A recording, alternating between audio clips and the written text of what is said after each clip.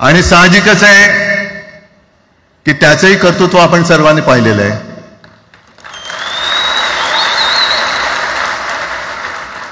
म्हणून माझ्या भाषणाची सुरुवात करताना सन्माननीय राज ठाकरे आणि जमलेल्या माझ्या तमाम मराठी हिंदू बांधवांनो, भगिनींनो आणि मातांनो,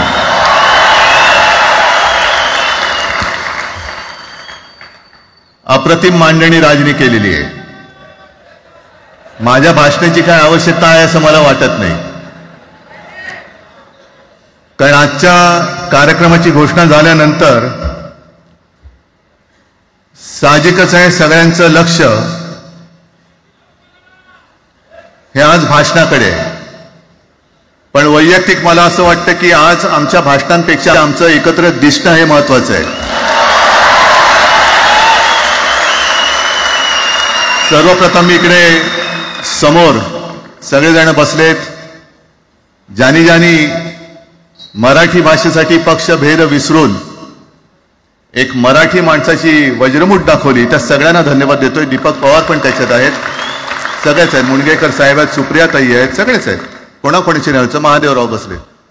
महादेवराव आपल्याला सुद्धा बऱ्याच वर्षांनी पाहिजे. त्या वेळेला काय जानकर बी अंजान होते, असं होतं. पण एक गोष्ट नक्की की आमच्या दोघांमध्ये जो काही अंतरपाठ होता तो आनाजी पंतांनी दूर केला.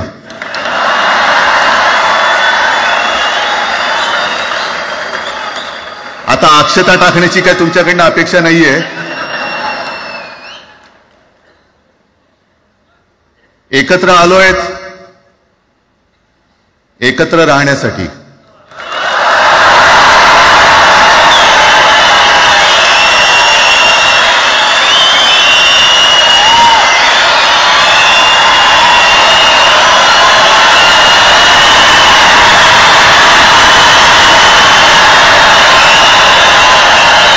मला कल्पना आहे,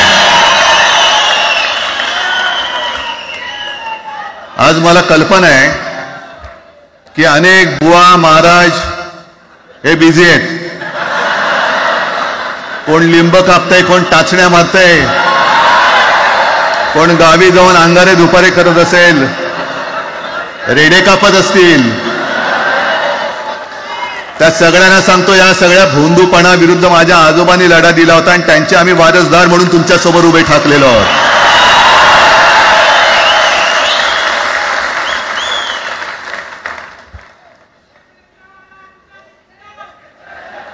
नाही, सगळं आपणच करून ठेवलेलं आहे.